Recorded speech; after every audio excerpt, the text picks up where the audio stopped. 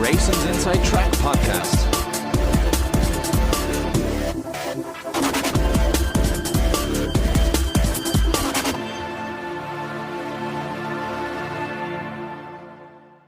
Yeah, so welcome to week 4 of the Racing Inside Track podcast, and well, we've a bit of a depleted panel tonight. We're joined here by JK and JR. How's things, lads? How you going, James? Hi James, how are you? Yeah, not too bad. A good weekend, boys. That was a fabulous weekend. It was one of the best things that happened to Irish racing in a long time, this Dublin Racing Festival. I think Leopardstown deserve a lot of credit for what they've done. Jeez, and even with the depleted field, it didn't take away. It was a massive spectacle, I thought. Yeah, absolutely brilliant. Look, a lot of good winners over the weekend. Good indication, I suppose, towards Cheltenham. Albeit that the ground came up a little bit good, a little bit better than expected, I suppose. But yeah, some lovely winners. Yeah, happy enough in the end, I suppose. Unfortunately, I didn't get to make it, but did you get to go racing over the weekend? No, I didn't start myself. Bowling was on to me for the 2 days, but I didn't go. I watched it from the comfort of my own couch.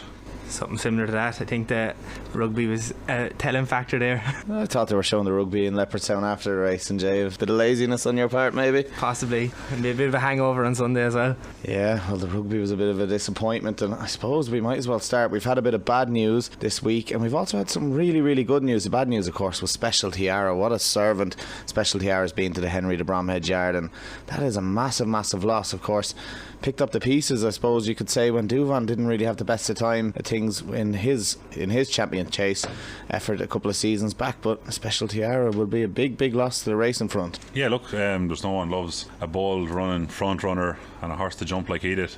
Yeah, look, a pity. I think Henry de Bromhead might have lost one more as well in Molina's Jack. I thought I heard that during the week. I could be wrong, but I thought I read that somewhere. Yeah, it was awful. Look, unfortunately, it's racing. But yeah, look, it's awful for all connections, trainers, owners, jockey, I suppose, as well. Yeah, I think Jay summed it up there. Jesus, on his day, he was an amazing horse. He was some sight in full flow, and look, he'll always be remembered for that day in Cheltenham 2 years ago. Yeah, and then the good news, I suppose, is that Davy's not here tonight. Well, that as well, of course. We did catch up with him. We'll play Davy out after we finish up here. I know there's all the talks about this, like, superior breeding and all of this great breeding, but have you ever heard of a horse as well bred as what we've got this week out of any power? No, I actually had an argument with a friend of mine. I thought she had her first fall by Camelot, but she seemingly lost that fall. But yeah, look, unbelievable. It'll be very interesting. I saw some polls and stuff on Twitter as to what he should be named and stuff, and you see some ridiculous names coming out. But look, very, very exciting, and something to look forward to. I'll tell you what, we'll put a bit of a poll on the podcast here, and it'll be for 2 tickets to the Punchestown Festival. Whoever can get the name or close to the name that they give to that colt, we'll give the tickets out to, of course, if it is named before the festival. But I seen Johnny Ward had a tweet up the other day about it, and he said Brad and Angelina didn't have a child together, but if they did, so on and so forth, and that is how he's described this Annie Power and Galileo foal. But anyway, our main panellist, Davey, he's been over in New York. He says he's sunning himself over there a bit, and I caught up with him a little bit earlier on, and here he is. Racing's Inside Track Podcast.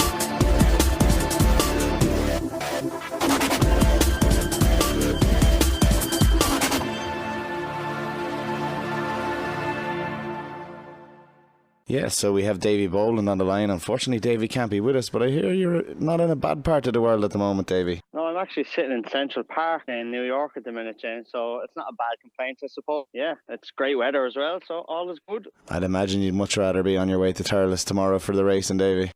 No. I've seen enough racing at the weekend, and it's not a complaint either. It was super racing at Leopardstown the weekend. Sure, look, the idea they've come up with Dublin Racing Festival is unbelievable, and this year probably better than last year. You know, the only, I suppose, downfall was with the grounds, but I suppose they'll learn from that, and it's easy to say, oh, they should have, hindsight's a great thing, they should have watered the ground or whatever, but it was unfortunate that so many horses pulled out, but still it was a super weekend of race. And I suppose the standout one on day one was Apple's Jades, back to 2 mile, and she was mighty impressive, wasn't she? Yeah, she has some engine and under her there anyhow. That was hands and heels right in the end. I think we're pretty sure that she is going for a champion hurdle, which is an absolutely cracking idea and something to really look forward to in March. Oh, it surely is, James. Look, Gordon didn't say a whole lot after, but then I see on Sunday morning, he's as good as saying that if she's all right, that's where she'll go. And Michael O'Leary said the same. So listen, it's absolutely brilliant. Herself and Boo were there, and whoever else wants to turn up to take the two of them on, it's gonna be a great clash. Mean as well, obviously didn't have a lot to beat then as well, but he was impressive, and Lerichberg was very good too. So listen, it was a great day, very good racing, and Envoy Allen looks a very impressive horse. He's obviously a very impressive bumper horse, but I'd imagine when he's going further and he has a fence or a hurdle in front of him, he's going to be even better. That was a really, really good day of racing on Saturday, and I know you were there on Sunday as well, Davey, and one that really caught the eye for me was, it had to be La Baga War, but we're thinking she's not going to Cheltenham, they're going to stick her to flatter tracks, but she just keeps finding, and it was a great piece of picking a race for the horse by Warren Greatrix there, you have to say. Yeah, it was, definitely, and very good ride as well by Richard Johnson. He didn't really want to make the run, supposedly, he said, but he had no choice but to rock on, and she was very good. And I see, Warren said that they're going to go to Aintree now rather than Cheltenham.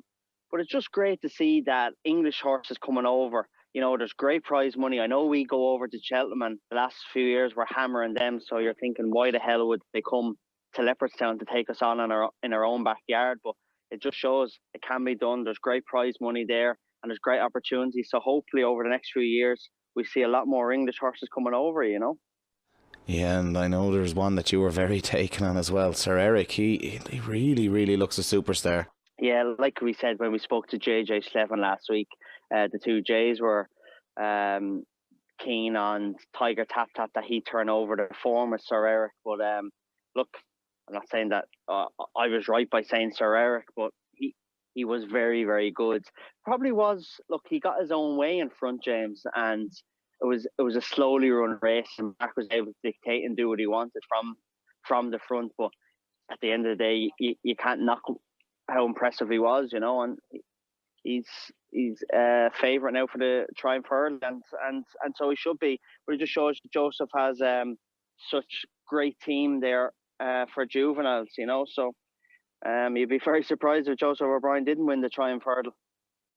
Yeah, and he might win the Supreme as well. I think JP has bought that Fakir Duderies after his impressive run last time out, so he could be rerouted towards the Supreme Novices on the Tuesday instead of the Triumph on the Friday. Yeah, there you go. He showed course and distance. He was very good with JJ the last day. So listen, it's great for Joseph. He's a huge team there of nice young horses, novice hurdlers. Bell's Hill and Rhodes Respect. It was a little bit disappointing that there was only 4 runners in the end, James, but by God, the race itself didn't disappoint us. A great battle, only a nose in it between Sean Flanagan and Ruby Walsh. And yeah, like I said, only 4 runners, but super race to watch. I actually have a bit of a commentary clip from that race there where we will play it out a little bit later on. Yeah, it was a bit disappointing with a few of them coming out of it, but by God, that finish made up for it in the end. Bell's Hill, all the Ruby doubters need to watch a ride like that, and then without saying he's finished and he's this and he's that, that is how good Ruby Walsh can be. Yeah, look. To be honest, I'm one that doesn't listen to all that sort of shite, really, to be honest, about Ruby, because there is no one better, in my opinion. He has everything, and he proved that as well in the 2 mile novice hurdle on Classical Dream as well, himself and Paul Townend. There's only a nose in that as well, and he just showed how good he is, how strong he is, and he's just a master for me, you know. Obviously, we're so lucky that we have Davy Russell, Robbie Power, Jack Kennedy, Paul Townend, Mark Walsh, Barry Geraghty. We've all these super jockeys riding in Ireland, but for me, Ruby's a standout, and people can say, oh, he's riding the best horses, whatever, but he's riding the best horses for a reason too, though, you know. Yeah, he's had to graft his way to get on these the best horses that are in training. Actually, on Sunday, you did catch up with a very special guest for us. It was Saturday, actually, James, yes. I was there, and I was with James Nolan for the day, and James and Paul had a big winner in the last race, Quamino, 14-1, given a great ride by Brian Cooper. He was super, and Ian Rush should be good friends with James Nolan, and he was there in the winners enclosure after, so I was lucky enough to catch up with Ian and have a chat with him about Liverpool, how they stand, chasing the league. Hopefully they're going to win it, and yeah, he's a big racing fan. He was there for the day on a charity basis. But yeah, he's a big racing fan, so it was great to talk to him. As you know, I'm a diehard Liverpool fan, James, so it's always good to catch up with a Liverpool legend. Yeah, I didn't really want to out you on air there as being a Liverpool fan, but I suppose you've done it to yourself there. But yeah, as a fan, it must be great to meet a club legend like that. He really is a legend of the game. Oh, he is. Look, his goal scoring record says it all for itself. You know, there's been so many great players there. I know obviously weren't there as long as Ian Rush was, but his record's there to be beaten, you know. When you have the likes of Salah and Robbie Fowler and Suarez and Torres and all these players, and he still has the goal scoring record for Liverpool. Says it all. Ian Rush, and he generally seems like a really nice guy. He's always getting involved in these charity events and stuff, so he seems very, very down to earth as well. Yeah, he is. Listen, like I said, the first time I met him was at the Liverpool-Napoli game, the Champions League game in Anfield, when Liverpool qualified for the knockout stages. I was there with James Nolan, and James introduced me to him. Lovely fella.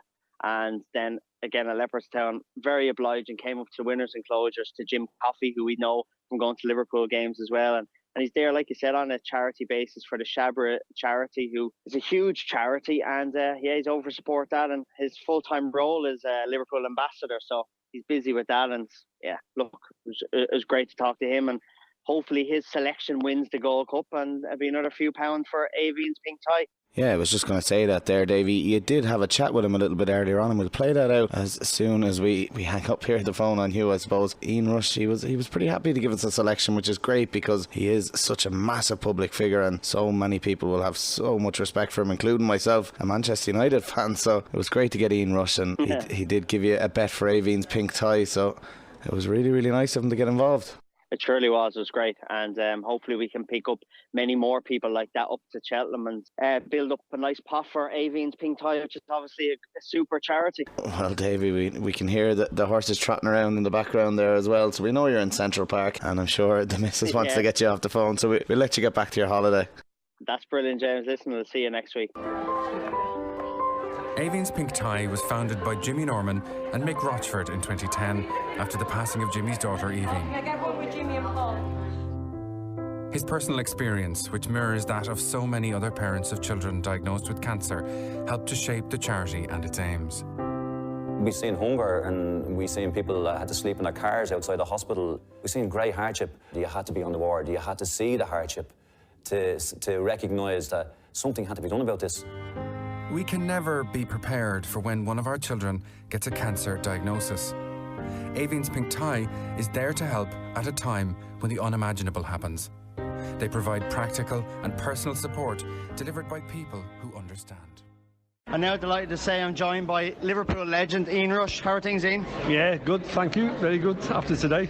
Yeah, exactly. We're here at Leopardstown, and you're here for a big charity event that you've come over for. Yeah, it's a Shabra charity. That's what it's all about. And basically, that's a very good cause and everything. But I love racing and everything. But I think what Oliver Brady done when he was alive was fantastic, and Richard Shaw's taking it to a different level. Yeah, definitely, and a huge crowd here today for it, Ian. That's what it's all about. You know, it's very cold day, but it's a nice day and everything. But these are all proper race goers, and that's what's all. These people come here to watch the horses and all that.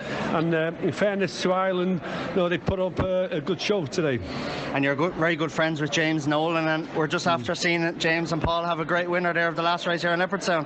Yeah, it's very good. I know James and Paul really well. You know, they're great lads and all that, and it hasn't been easy for them over the last few years, but they're coming back in such great form and all that. And today, for them to have a win, it's absolutely fantastic, and what made it even better, it was a number 9 as well. Number 9, and they always come in, as you said. Yeah, number 9 never loses, they'll never let you down. And that was for Jim Coffey as well, who you know from coming over to Liverpool games, a huge fan. Yeah, I know Jim really well, and he's a great supporter of Paul and James Nolan stable as well, and that's what it's about. They need help and all that, and Jim's give them a massive help as well.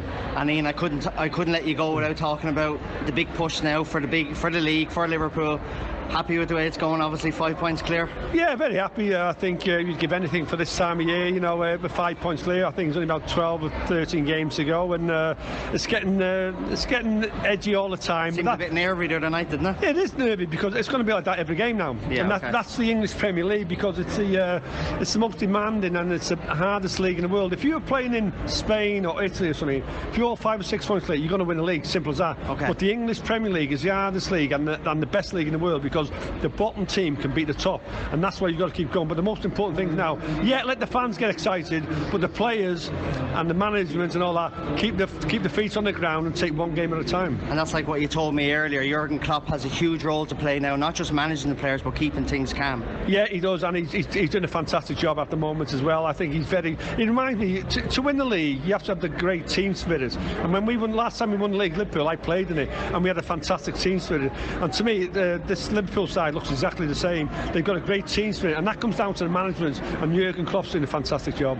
And then obviously Bayern Munich next in the Champions League, we have every chance of going further in that as well, like last season. Well, it's not going to be easy because Bayern Munich, like Liverpool, they've got great history in the competition and all that, so we'll take it one step at a time and all that. But for me, I know it's weird to say, the league's more important to me, but definitely. But saying that, but I still want, every game you want to play and you want to win. Yeah, definitely. I mean, I'm going to get a charity bet off you for Avian's Pink Tie event, and it's for Cheltenham, an anti-post bet, and I know there's a horse that you fancy a lot going to Cheltenham with. Yeah, I think for me, I'm not great, but presenting Percy for me is it just come back when it won last time out and all that was absolutely fantastic. I think it'd be prime for Cheltenham and all that, and that would be my bet. So that's who we're putting our charity bet, and hopefully he wins. Well, we'll win. If it's number 9, he'll definitely win. That's brilliant. Ian, listen, thanks very much, and enjoy the rest of the day here at Leopardstown, and best of luck obviously for Liverpool, and hopefully we win the league. Thanks so much. Racing's Inside Track Podcast.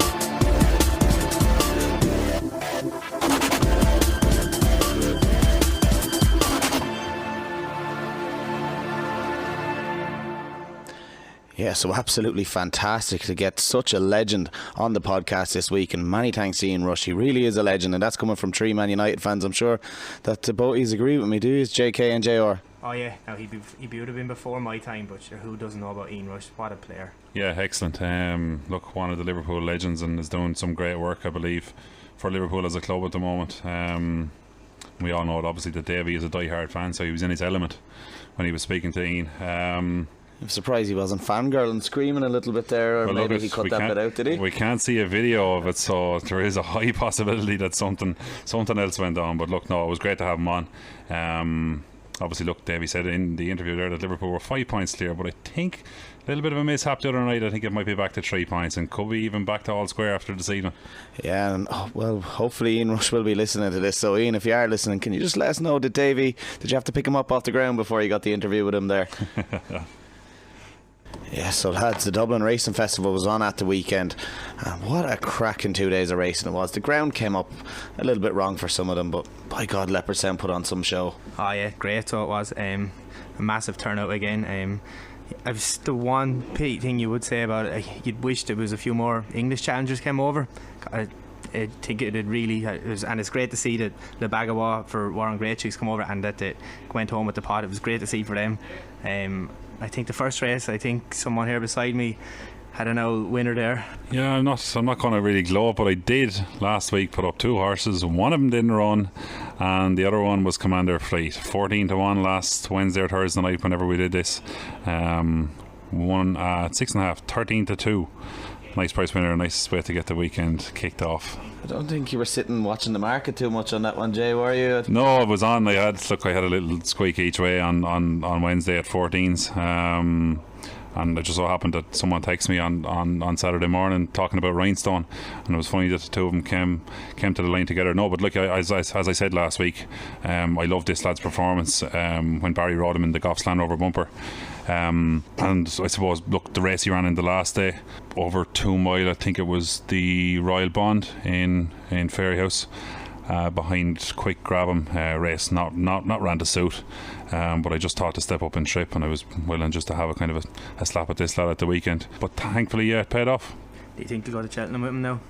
Yeah, look, it's hard to know. Like you kind of look at the amount of horses that Gordon has. I see Eddie O'Leary said after the race that he'd be more so aimed at the Albert Bart at the 3 mile race. Look, it looks right up his street. Whether he's good enough or not, like, you have to look at the form of this race too. Like a 33-1 shot finishing third. I also did like the run of Relegate back in 5th. Willie Mullins' horse mare went off favourite. Look, obviously a high class mare. She got a little bit, whether caught for pace or what, earlier on. Her jumping definitely didn't help her.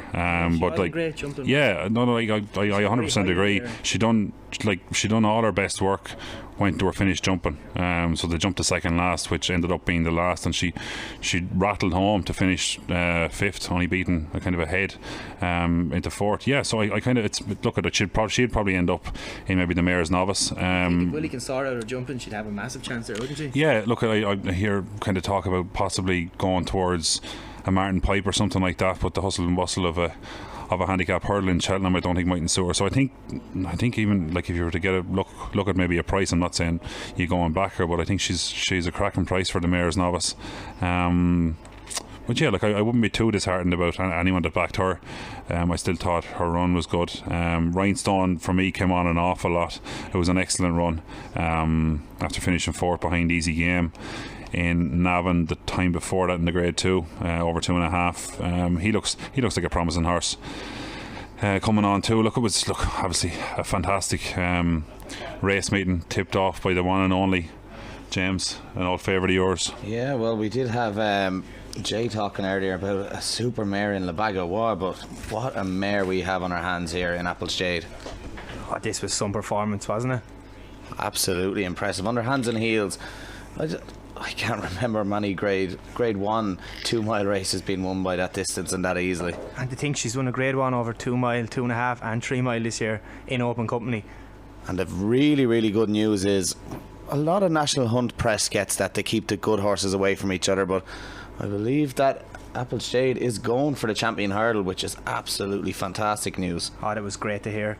Like, even go back to the likes of Annie Power. If Faheen had never got injured, would Annie Power have won the champion hurdle? We'd never know how good she was. Look, if they're that good, run them in the races. If there's only, as I said last week, there's only one champion hurdle. If she obviously has a massive chance of winning it. Like, I'd go for it. Yeah, look, I said last week as well, if she was mine, I'd probably face her towards the Mayor's race, but after seeing that at the weekend, you could not be just impressed, I suppose, by her. She was so strong in the market just before the off as well. Yeah, look, absolutely unbelievable in my book. I didn't see her winning by that length.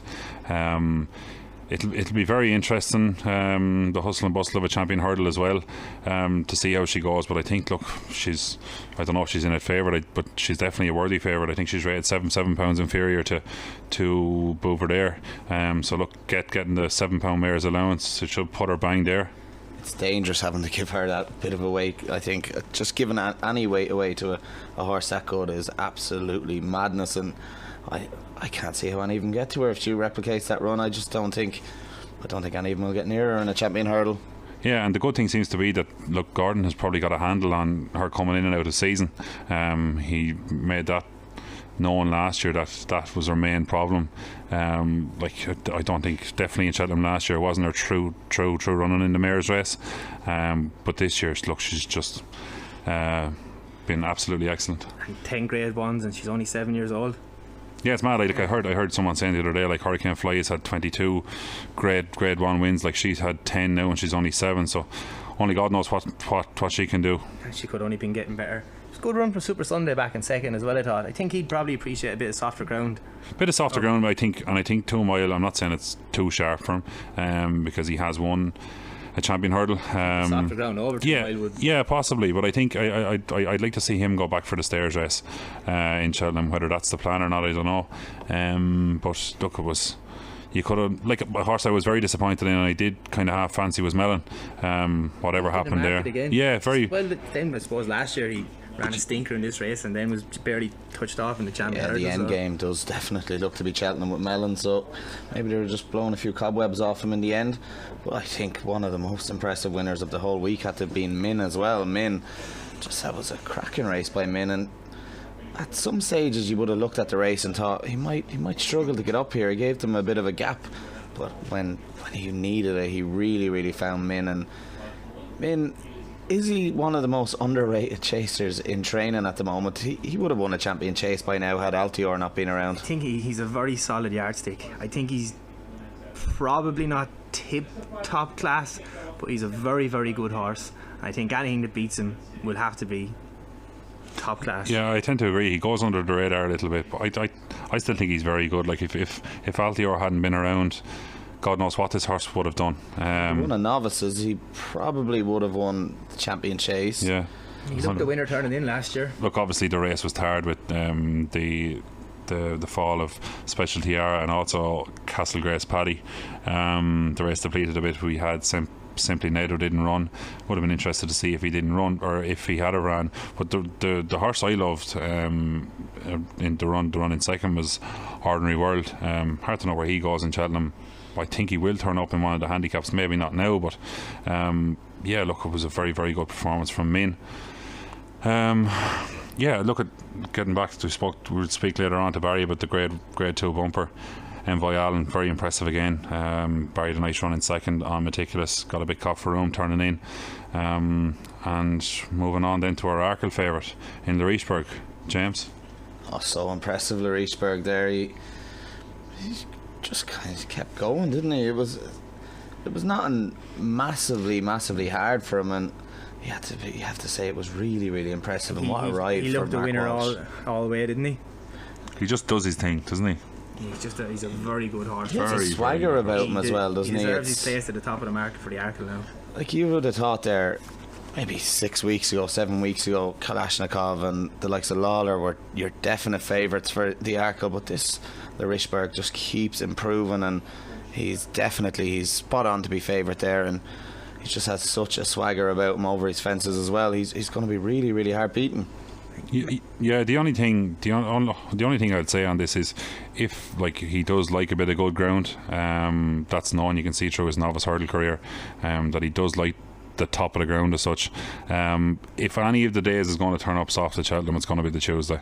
They're not going to let the ground get too firm. I think if I'm not saying all week is going to turn up soft. Obviously if we get a bit of rain it will, but I just think if any of the days, if they're going to water the track, if any of the days turn up soft, I think it's going to be the Tuesday, and just maybe it might be worth having a look. I think he does all his best work on good ground. I'm not knocking the horse or anything, but I thought it was an absolutely excellent performance at the weekend. And Joseph has a great string of horses.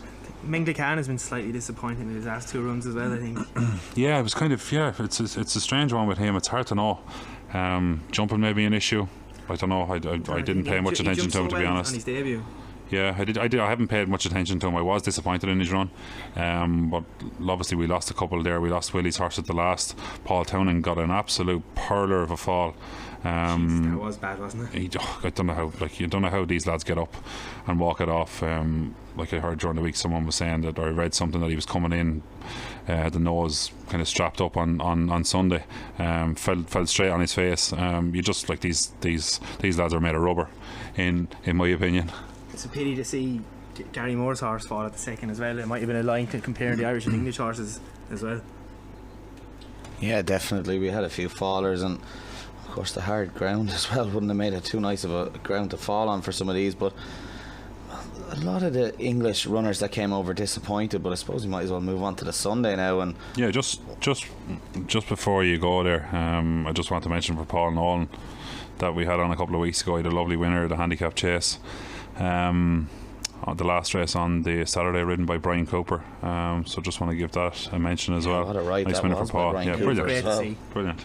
So it was lovely to get a few winners off our previous guests on the pod. But the Sunday, I suppose, where do you start with this? There were so many really, really good runners on the day, but Sir Eric, lads, what a run. We tried to take him on, but I think we were stone mad by that. Evans Ruby maybe got a little bit boxed in on his runner, but Sir Eric was just, he blew him out of the water. He had it his own way. I think Joseph could run the triumph hurdle and he's gallops at home, couldn't he? Yeah, I think I actually put up a tweet about that as well. He could run it back home and he'd still have the winner. I think this fella looks the one though, doesn't he? He just has the, I can't remember a trainer with a better string of 4-year-olds. He's so uncomplicated as well. You can ride him anyway, ride him from the front. The way the race was run the other day probably didn't suit him, a slow pace, so I think Mark had to go out and make all. And one of the stranger things too, this horse is not gelded. This is a full horse. But yeah, look, this lad has everything. Pedigree, looks, ability, everything. He does everything so easy, and I heard someone saying during the week in an interview that he just does everything so easy, and that's the reason why he hasn't been gelded. And look, maybe down the line, like he's running group ones on the flat, so you wouldn't know what the plan could be for this lad. Bit of a strange one, they haven't got him gelded. I want to hope he's getting plenty high over his hurdles. His jumping was very good the other day. He stepped up a lot from his debut. He could be gelded by the end of the season. I'd say he's after learning his last couple of runs. Moving on, I suppose, then to a masterclass by the master himself, Ruby Walsh, on Classical Dream. Can we just... First of two masterclasses. Yeah, look, by Ruby Walsh, we have to say. Yeah, look, it's unreal. Like, and you look at Twitter and Facebook and this and that and the other, and you hear people giving out about him getting bet and this. And I just have absolutely no time for it whatsoever. The man is a genius. He does everything, makes everything look so easy. He just looks, even with the age he is, I'm not saying he's old or anything, but he's getting on. He's a little bit older than the rest of them, and he's just so busy. But I thought he gave this, like, when you see Ruby jumping out, making all on a horse, you kind of know he has a great chance. And I texted Jay before the race, and I said Aramon was a great price, and he kind of agreed with me. And I thought, like, as regards form goes, I thought Aramon would have won if he didn't hang. If he had won, I think he'd have lost it in the stewards room. But look, it was Ruby at his dead best. And look, obviously we're going to talk a few more horses Ruby had, but yeah, look, that one stood out for me. For a yard that's been in and out like Willie Mullins so far this year, it was a cracking sight to see, and hopefully we'll see plenty more of this. Willie Mullins 1 and 2 just absolutely battling it out to the line. It looks a very open Supreme this year, doesn't it? You couldn't rule out either of the two of them. Even Aramon at 12-1. I suppose we're going to see the favourite tomorrow as well, aren't we? We're going to see Angel's Brett run. So that's actually very interesting, yeah. Where is it tomorrow? I believe it's Doncaster. Huntingdon, sorry. And Nicky Henderson had said he would have been happy enough to send this one straight to the Supreme Novices without a prep run, but he's obviously found a race that suit him. But he's not coming up against any slackers. This Ematom has done absolutely nothing wrong this year. Yeah, very good for Warren Greatrix. Look, I was delighted for him at the weekend too. It's nice to see the English getting their due reward, I suppose, coming over and taking on everyone here. A brilliant performance from Lebaga as well. And speaking of Warren Greatrix, actually, just saying, what a placement of a horse. If you wanted ground going, if you wanted a track, if you wanted a trip, if you wanted anything for a horse, that was for Lebaga Roy the other day. Yeah, it really was. Well, it was great to see. I was, on a personal note, I was slightly disappointed that Delta Work came out. I would have really enjoyed to see the battle between the two of them. Now, I still think Delta Work is the one to beat at Cheltenham. Obviously, Warren Greatrix has said Lebaga will probably bypass it and head either straight to Aintree or Punchestown. But Jesus, it was a great performance. Yeah, brilliant. Dickie Johnson over for one ride, I think it was. The horse that I take out of that is Hardline. Like 6, 7 lengths, 8 lengths tailed off, jumping the third last maybe. He actually looked like coming to the last. He was coming to win possibly. Only beaten 6 odd lengths. He's definitely a horse I take out of. Like I actually missed the start of the race, so I didn't see why he was so far back. Maybe he made a mistake or what. One of you might correct me, but yeah, look, his jumping was a bit slow. Yeah, like he beat Gettysburg below in Limerick at Christmas, and Gettysburg is no slouch. So I did like the run of him. So where he turns up next, but I think he's one definitely to keep an eye on. Yeah, Lebag does really admirable, and you said it a little bit earlier. You do enjoy a horse that just goes out and goes from the front. Not as good. And that just keeps finding, doesn't she? She's really, really admirable mare. This Lebaga Roy, of course, the mare of the weekend is obviously going to be Apple Shade, the one that they talk about. But to come over to Ireland, make all under a masterful ride by Richard Johnson. He's not champion jockey for nothing, I suppose. And just going back to Appleshade for a second, did you see the reaction that she got from the crowd from about a furlong out when they knew the race was done up? I think everyone in the stand just stood up and applauded and cheered.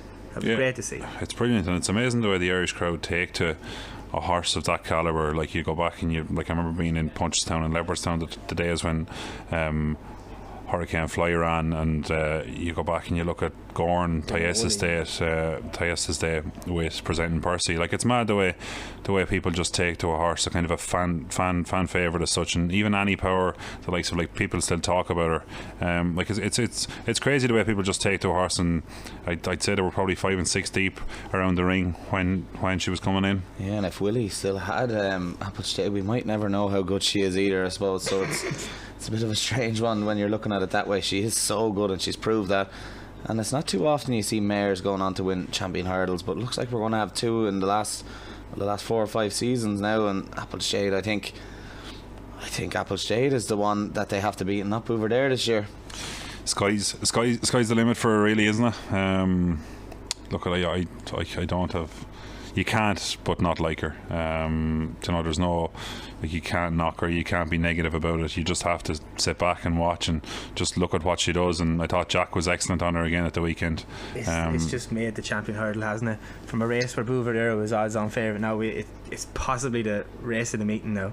Brilliant, yeah. I hope if you control Lorena in the mix as well. I just about to say that if you could get Lorena there, wouldn't it be great just to see them all turning in together, and seeing which one comes out on top? Well, yeah, imagine you had the 2 mares battling that out up to the line, and brilliant. It'd be an absolute cracking sight. Well, I suppose we might as well move on here. And this is one I put up last week, Bell's Hill. I actually thought this was one of the bets of the whole meeting, and now it probably didn't do it as easily as I would have liked. It wasn't good for the heart trying to watch this on the bus back to the airport the other day, but I tell you, Bell's Hill, so impressive, and another absolute masterclass by Ruby Walsh. And I suppose you can't take nothing away from Road to Respect. Ran his heart out there under Sean Flanagan, but Bell's Hill, so impressive. This was an absolutely cracking finish. Even with all the non-runners, it probably was one of the races of the meeting. Road to Respect, he probably didn't jump as well as he can do, which people might say that if he had jumped he would have won, but look, the fences are there to be jumped, so we'll never know. Yeah, and the race was a bit depleted with the non-runners, but what a finish we got here. And we do have a bit of a commentary clip now to hear from Jerry Hannon, who obviously enjoyed the finish. His effort on the outside. The pair, there's nothing between them. They're inside the final 150 yards. They're head to head. Bell's Hill on the near side of Road to Respect. They go to the judge. Oh, Bell's Hill and Road to Respect. Yeah, so Jerry quite clearly enjoyed that there. And yeah, so that's it for Leopardstown Dublin Racing Festival of 2019. We're going to have a look ahead, I think, now, and Jay has a couple of fancies for us for the weekend. Racing's Inside Track Podcast.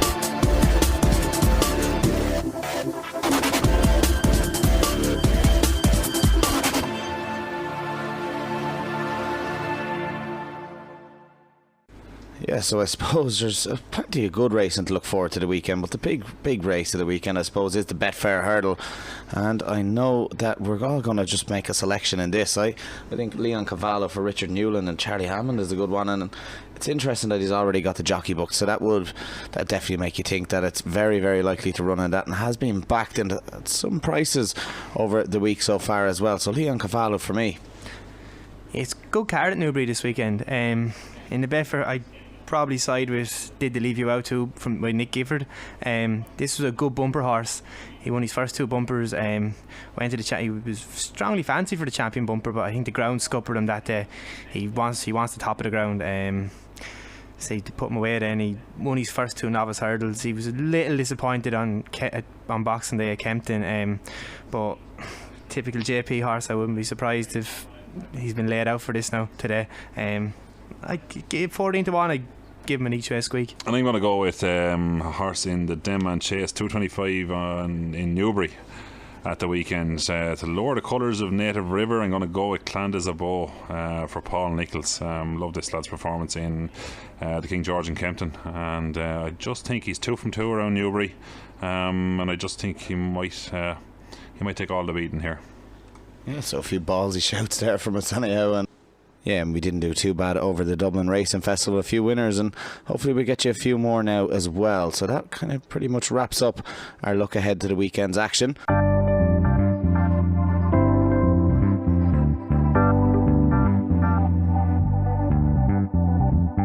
Racing's Inside Track Point to Point Chat.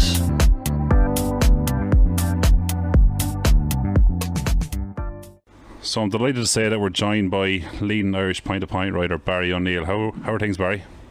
Good, Jay, and yourself? Good, thanks. I suppose we'll start the conversation with about the 4-year-old mare at the weekend. Nice performance. Yeah, tell me something, girl. She's owned by Rob James. I'm sure everyone knows Rob very well.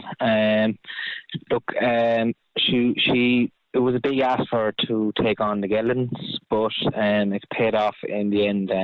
I'd say she could be very smart now, in fairness, yeah.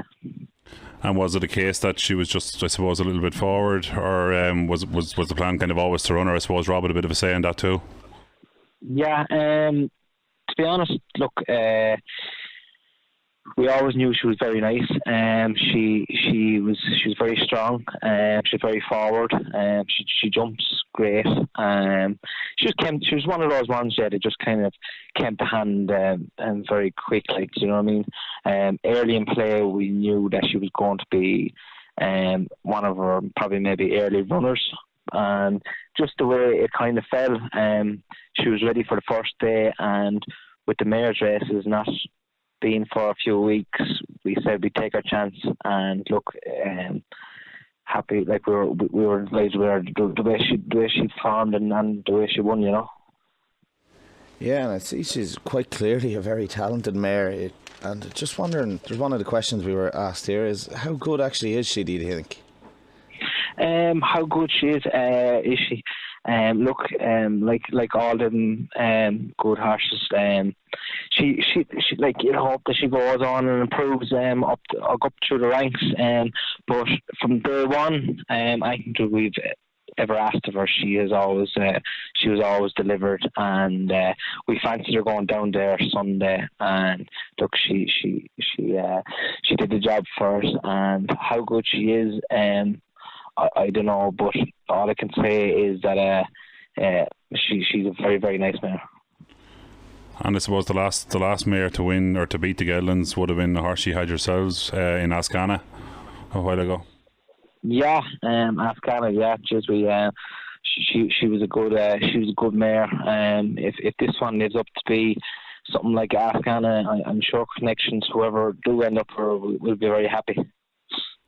Good stuff. And I suppose just getting back to the weekend, you've had a couple of nice rides in bumpers from kind of early, kind of last year into this year, finishing second in the Grade 2 bumper at the weekend. You know the race quite well because you obviously rode the winner to win his point to point. How did that race fare out, do you think? Yeah, I rode meticulous for Joseph. Look, ran an absolute super race. Look, I was delighted to get to ride in Michael Tabor's colours was great, and so on. And to finish second, it was great. Obviously, we would have liked to win, but look, it wanted to be on the day. The race, probably, if you go back through the race, you'll see I probably had to sit for a little bit longer than I kind of wanted to. I felt that maybe the winner might got a little bit of first run on me, but look, he was very good on the day, and we were delighted with our horse, you know. Look, and Allen, he looks to be very exciting, and he probably would have been very hard to get by anyway, you know. Yeah, you got caught a bit on the bend for a bit of room, but look, that's racing, obviously, and obviously the winner, Envoy Allen, coming from Collins Yard, looks very, very smart. To me, he doesn't look like a bumper horse out and out, but look, he's after winning 3 on the bounce now and his point to point. What's kind of your opinion on him? Do you reckon what's his plan going forward? There were some people who were like probably weren't overly excited about his performance the other day, but look, he does what he's after doing, what he's after being asked to do. To me, I'd be a big fan of the horse, and maybe I'm a little bit biased, but I'm a big fan of the horse. I think all he can do is what he's asked, and he has delivered. And I don't see why people can be very critical. I think he probably would be better with a little bit more of an ease in the ground, and I'm sure with Gordon and Connections, what he does in his bumpers, they're probably not going to be too pushed about him, because he's going to be a chaser in the making, and it's only a stepping stone for him, I'd say. Yeah, I 100% agree with you there. Like, for a horse that is not suited by that kind of style of racing, I suppose, and to go and win 3 on the bounce, and probably now is in for favourite for the bumper in Cheltenham. Yeah, definitely. And look, I think he's a worthy favourite. Where he'll go or not, no, I don't know. Connections will probably still have to make that decision. But I know the horse from a young horse, and by the way he jumps, he definitely, to me, he will be. Well, as I say, whatever he does, it'll be a bonus in his bumpers. But what he does over obstacles, I think he'll see the best of him. Yeah, he really looks like a horse that will come alive when he's shown a fence, and I suppose he has won a point to point as well, so he could be a really, really good chaser in the future. Yeah, he's definitely one of the youngsters that you'd think, by the size of him and strength of him, I think chasing will bring out the best in him, and he'll be an exciting prospect when he does go chasing.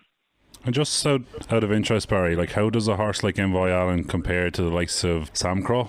Yeah, to be honest, they were kind of a bit alike. To be honest, I know it's a big statement, but they both had great minds. They were great rides and races. They knew exactly what you wanted them to do. The two of them settled well in the races, jumped exceptionally well in the races, and they were kind of very laid back, which is a big help, I think, in a young horse. They took everything in their stride and took everything, which is a big plus, Yeah, and I suppose you had a few rides at the festival, and we're just kind of wondering here, what is your thoughts on the Dublin Racing Festival? Everything seems to be geared towards Cheltenham, but Leopardstown are really staking a claim to having a top class festival there, and they've proved it again. Yeah, definitely. I think it's a great initiative. The caliber of the races and the horses that it attracts, I think it's great because it fits in so well, I think, before Cheltenham, and it gives trainers it gives trainers a good idea where they are with the horses. You know what I mean? It's what we have now. From then, probably have 5 or 6 weeks to go, and it gives the trainers an idea prep to where they are with the horses. I think it's great. I think it's a great idea. Yeah, I 100% agree. And look, Barry, I suppose this year now you're chasing 3 in a row for the point-to-point jockeys title. A lot of good men on your heels. Derek, Rob, Jamie's back now. Have you as many horses coming up for early spring, kind of late spring? Yeah, look, we're busy away in Collins. Look, it'll be, to be honest with you, Jay, it'll be this will be probably one of the hardest years as well, because we have a lot of horses in Collins, but they're all kind of at the one age with the 4-year-olds. You know what I mean? Which would have been a big help to me in previous years. We kind of we would have had maybe a few older horses, maybe a few extra mares, and a couple of horses that stayed behind the point, and the older horses for a couple of winners races, which it will be hard to notch up the numbers. But look here, I'm not complaining. We have a very nice bunch of young horses in Collins, and look, I hope they'll be able to help me notch up a few wins anyway. So we'll keep the head down and see what happens, Yeah, and Barry, just from a person who wouldn't know an awful lot about the point-to-point, what is the life of a point-to-point rider? Would you be down in Columbo's every day then?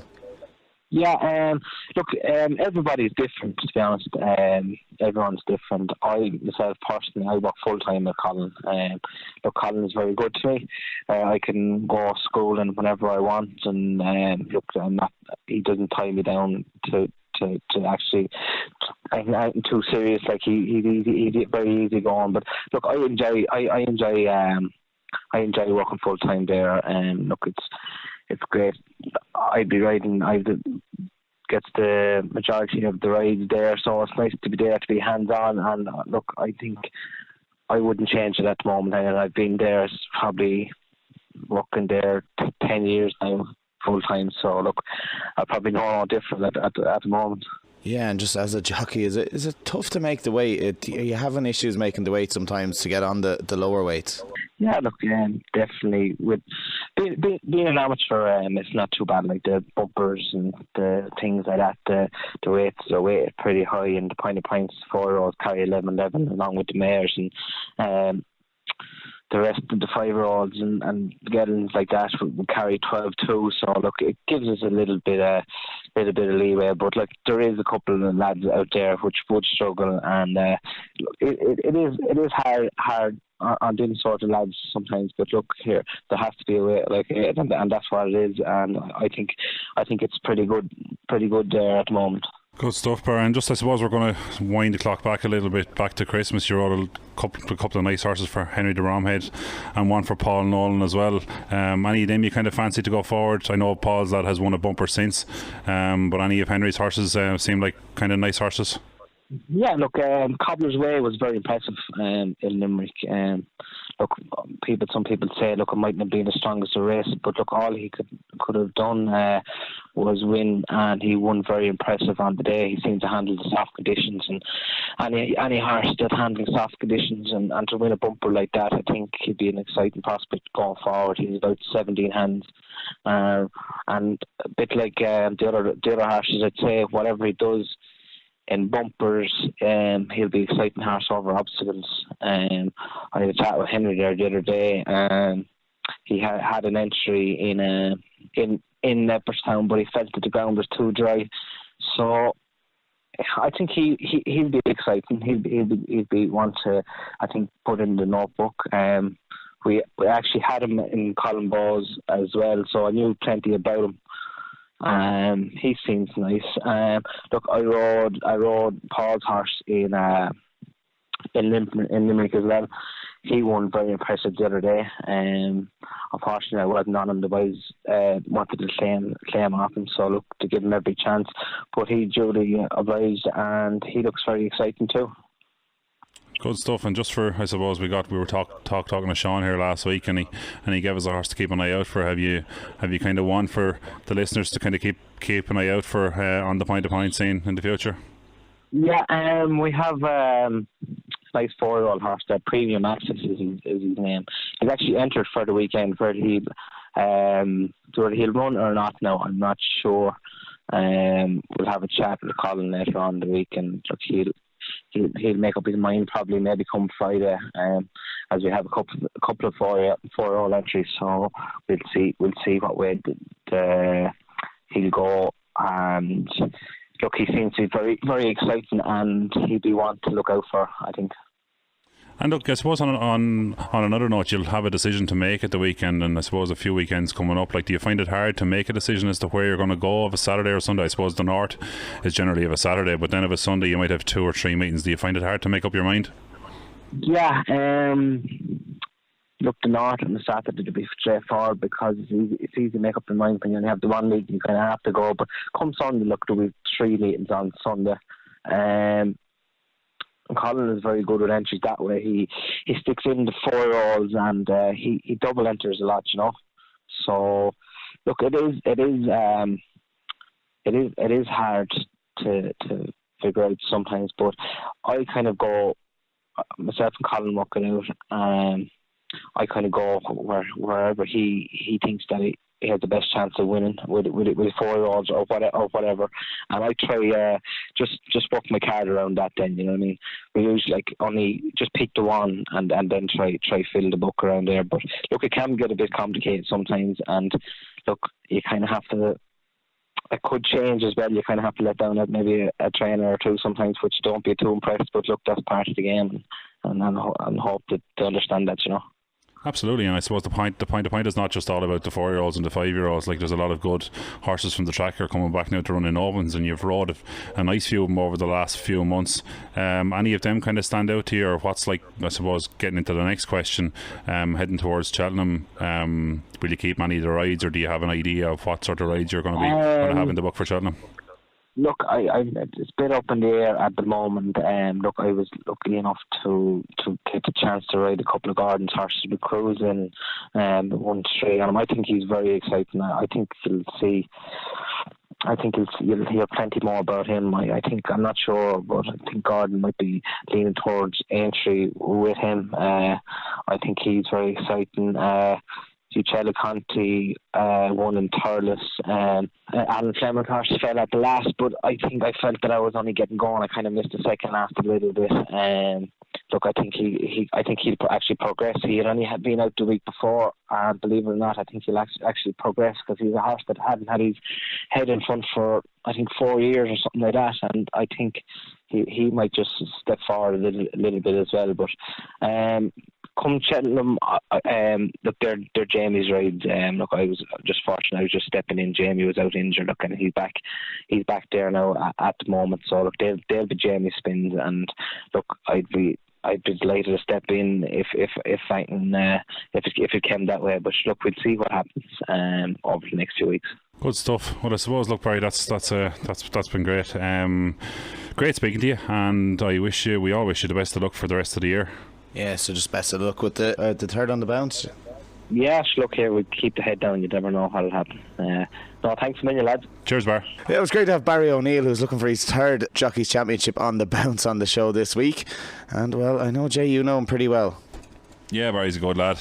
Look, he works very hard. Himself and Rob there, attached to Colin Bowes. Look, there's loads of lads around, as we've already said last week. Like we had Sean Tunica.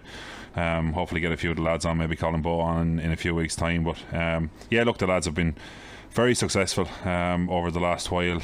Look, producing horses like they produce, and they're well worth their due at everything they do, and they're masters at what they do as well.